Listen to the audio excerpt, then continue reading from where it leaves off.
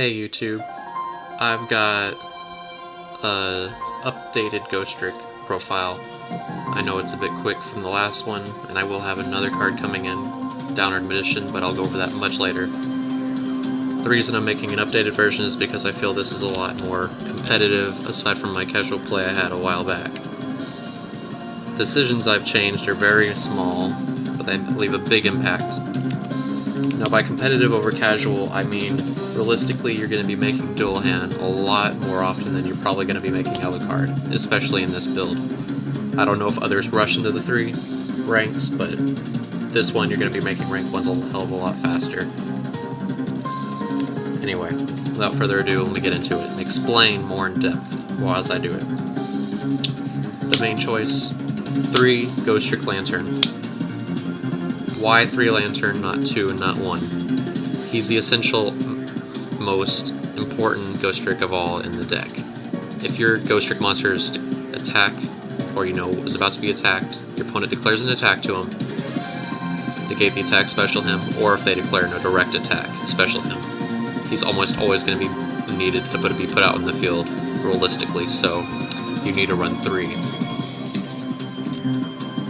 Next up, 2 Ghostrick Mary. Why not 3? You don't always want to rely on, taking damage, whether it be by battle or card effect. It's just too dangerous to risk. You have a limited life points. Even with the field spell, you're still limited. And you can't afford to use upstarts or anything like that to give your opponent extra life to use their own warning or anything. Taking damage is a big no-no, but if you do, detach her, or discard her, sorry, and then you automatically can special any Ghostrick you need, whether it be dead or not, from your deck face down. So it could be a doll, a Mary, anything you need really, just something else. It takes the weight off of Jiangxi. Next up, 2 Ghostrick Jack Frost. Amazing card. It's just like Lantern, but a little bit lower, but also a little bit higher. Lower in the fact that it must, your opponent must declare a direct attack. Otherwise you can't special him. However, the bonus to him, aside from Lantern, is it'll knock that opponent's monster face down, so it helps to poke when you need to. Now if you're going to run 1, you need to run 3. Ghostrick Spectre. Reason being is if a Ghostrick card is destroyed, by battle or by card effect, monster-wise at least, special him and draw a card, so he's the Exceed drawing engine. That's why you need to run 3. He works together, constantly being destroyed and special summon. 2 Jiangxi. Why not 3, and why not 1? 1 is not enough, 3 is too many.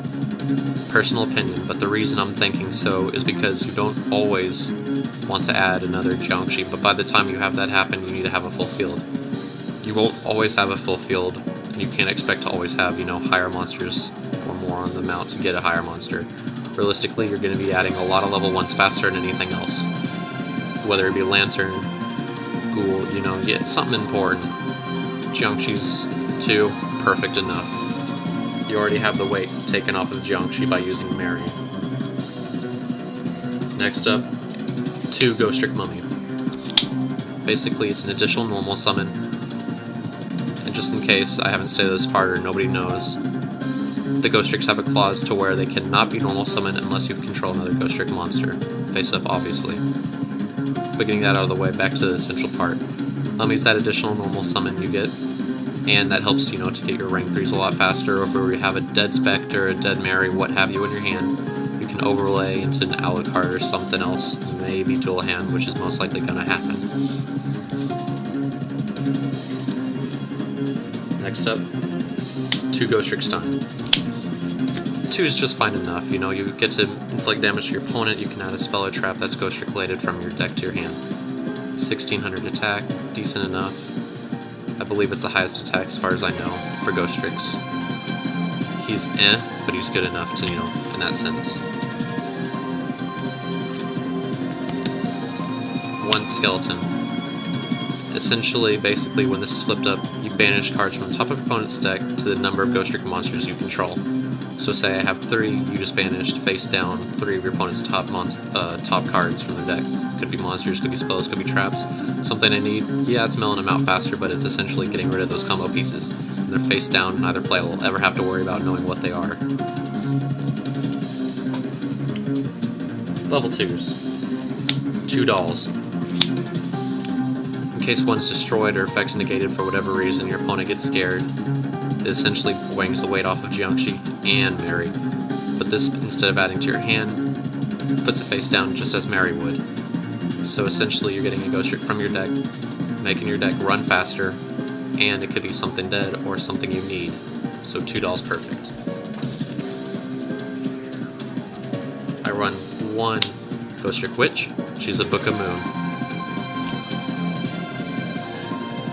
And Ghostrick Yukiona.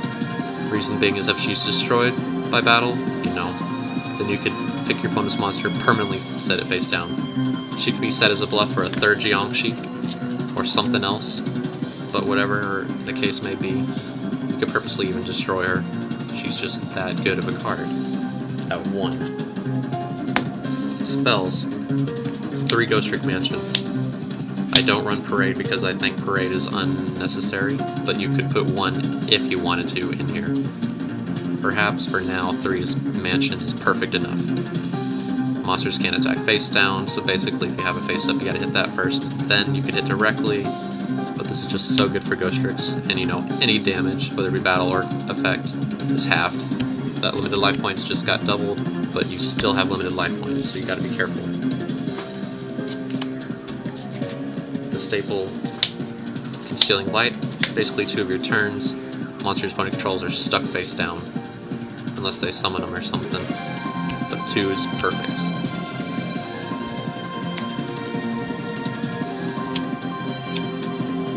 Two spaces. Get rid of problematic cards, just something that could be in your way that you think could be dangerous. Then, 1 Pot of Duality, because you don't always have to special summon, and when you do, usually you don't on your turn unless you know it's later in the game. The point of this deck is to wear your opponent down gradually and slowly, and then hit him hard with Dull Hand or something else. Traps, we got 3 Ghostrick Scare. It's essentially a trap that's a Book of Moon, basically. Ghostrick Go Round, just 1. It's essentially a Scrap Iron Scarecrow with 2 effects, flip-flopping monsters. Next up, 2 Ghostrick Knight. Essentially it's space bait, and even if it is destroyed, your opponent can't declare attack for the rest of the turn, and if you have a face-up Ghostrick, opponent monsters cannot be flip summoned. Really good in most cases. It's a strong card. 2 Needle Sealing, pretty average you'd say, maybe even 1. But top it off with a Torrential Tribute, just for that extra oomph. Sometimes you need this over that over this, it just depends, but having that 3rd, you're wearing your opponent down gradually and slowly. So it's okay to lose monsters, you don't always have to have a full field. Dull Hand will just be right back on the field in seconds. I decided just 1 Compulse, better than Bottomless because Bottomless is a necessary at least 1500 or higher. True, it banishes, but this you could put something back to the extra deck or potentially back in the hand and have an open field for yourself to attack with. And yes, hands are in existence, but 1 Mere Force is great for that extra oomph as well. Destroying multiple attack position monsters, always good. Now, you've seen the main deck, let's go over to the extra deck.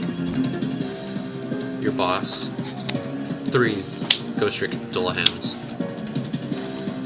Basically, it's as simple as you detach a material and you have one of your opponent monster's attacks.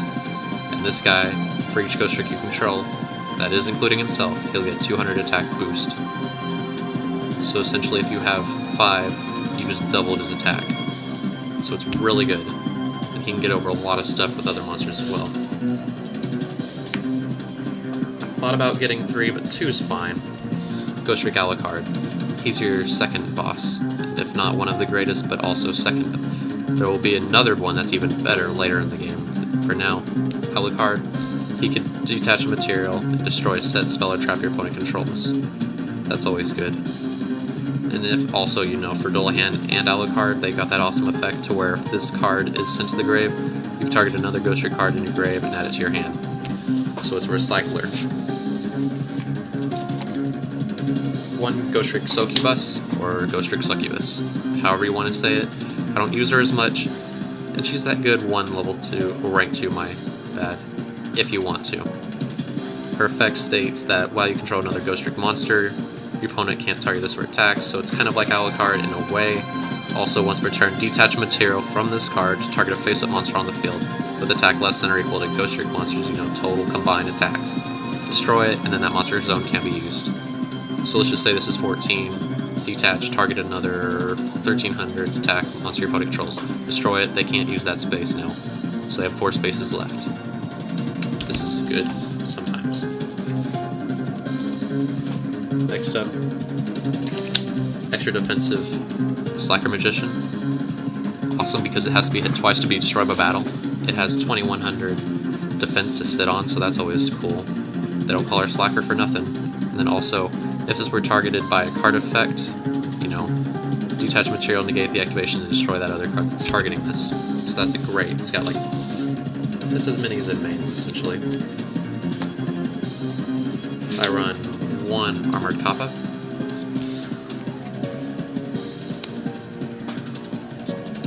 One Zen mains. 1 Leviathan Dragon. Now, what about the other 4? What are the other 4 units? Well, at least in the mail-wise, for what we have now, I will show you online. Downward Magician, in case you don't know what she does, she's actually pretty good for the second case scenario.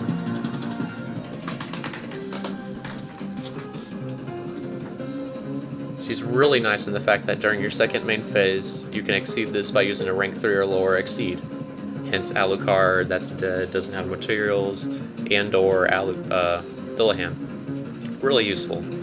And the fact is she'll get 200 attack boost for each XYZ material attached to her, so she could potentially be even stronger. And also, if this attacker was attacked after damage calculation, you detach material.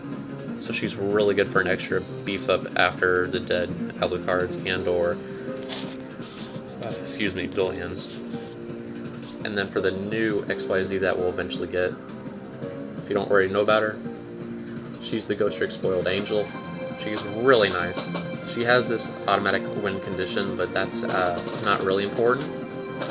Reason being, you'll need 10 materials attached to her, but exclude that. The main effect you're probably going to be using is Whisper Turn. You can detach material from that card. Once you do, you could add a spell or trap that's Ghostrick related from your deck to your hand.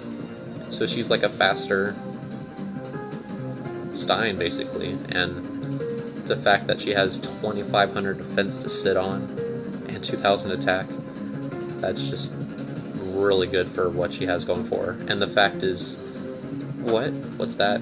You said she's rank 4, no problem. She just like Downward Magician, she has that other effect to where, you know, you can exceed her by using a rank 3 or lower Ghostrick Exceed as material. If you like the deck that I have so far, please let me know by giving this a like, subscribe if you'd like to, comment any other suggestions you have for my deck. I want to bring out the fullest potential of Ghostricks. They seem really nice. I'd put them at a top tier of 2, maybe 1 later with this card, but right now she's a tier 2 deck, or Ghostrick is rather. Anyway, thanks for watching.